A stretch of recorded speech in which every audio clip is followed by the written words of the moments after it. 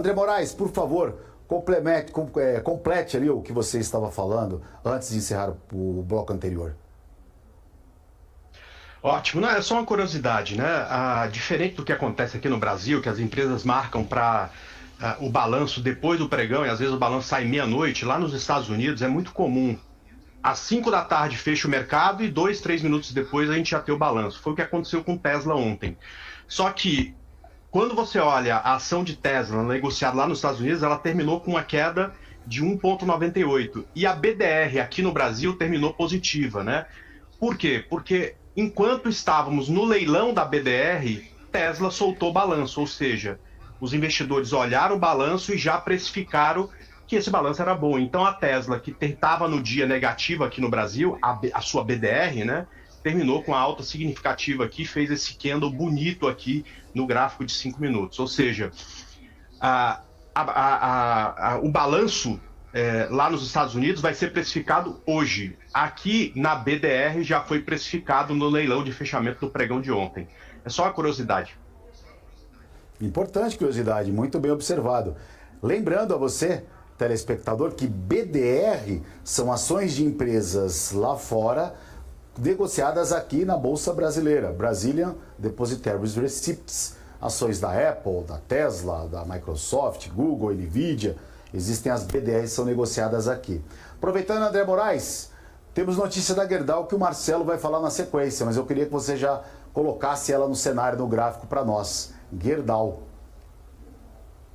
Perfeito. Olha, deixa eu colocar aqui no gráfico diário. E aí, eu gostaria de pedir ao Marcelo também, se ele pudesse... Opa, deixa eu colocar aqui GGBR4.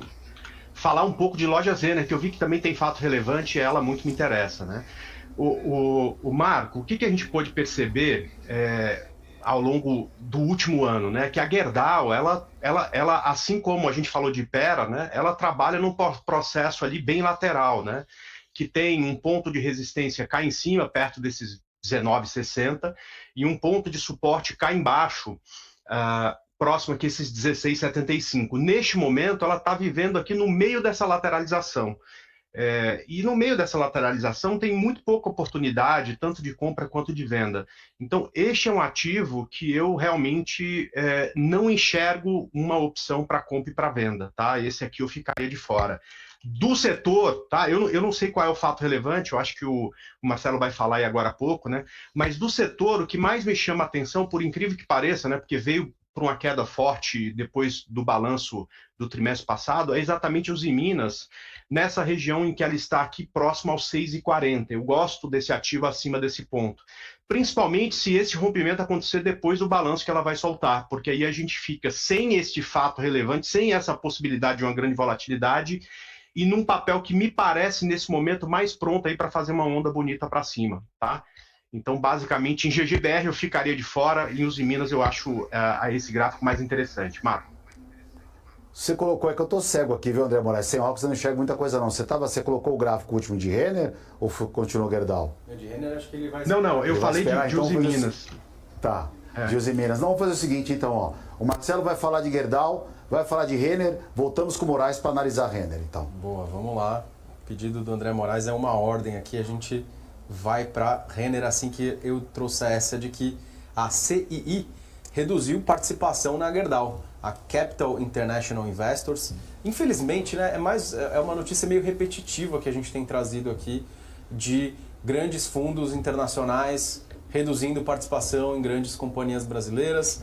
É o reflexo daquele fluxo do capital estrangeiro que o Chico sempre comenta aqui muito bem sobre a saída desse dinheiro que tem acontecido. O reflexo disso nas empresas aqui, elas vão tendo que anunciar essas reduções de participação. E essa redução da CII, ela tinha mais de 5%, vendeu ações e passou a deter 4,96% do capital da Gerdau. E então passou para baixo da régua aí dos 5%. A empresa foi obrigada a divulgar essa redução importante, mais uma vez, um player internacional, um player estrangeiro reduzindo participação numa grande empresa brasileira, o que é preocupante, porque é uma notícia que a gente vem dando recorrentemente aqui para diferentes empresas, diferentes setores, quase sempre a mesma notícia, com o nome do fundo e o nome da empresa diferentes. Mas indo para Lojas Renner, tem sim uma notícia importante. O Conselho aprovou submeter a AGE a um aumento de capital com bonificação em 10%. O que é isso? O Conselho de Administração da Renner deliberou em reunião realizada na data de ontem submeter para a AGE, por Assembleia Geral Extraordinária, a ser realizada no próximo dia 27 de novembro, o aumento do capital social mediante capitalização de reserva de lucros no valor de R$ 518.614.183,05, sendo aproximadamente 103 milhões mediante capitalização do saldo registrado na conta de reserva legal e os outros 415 milhões aproximadamente mediante capitalização de 50% do saldo registrado à conta de reserva de incentivos fiscais, com a distribuição gratuita aos acionistas a título de bonificação em 10%, o que corresponderá à emissão de 96.322.699 ações ordinárias, com custo unitário atribuído de R$ 5,38 por ação. Se aprovado na AGE, os acionistas receberão, a título de bonificação, uma nova ação ordinária para cada 10 ações ordinárias possuídas na data desta referida AGE, que está marcada a princípio para dia 27 de novembro. As novas ações farão jus integralmente aos direitos que vierem a ser atribuídos a partir da data da AGE que aprovar o referido aumento de capital social.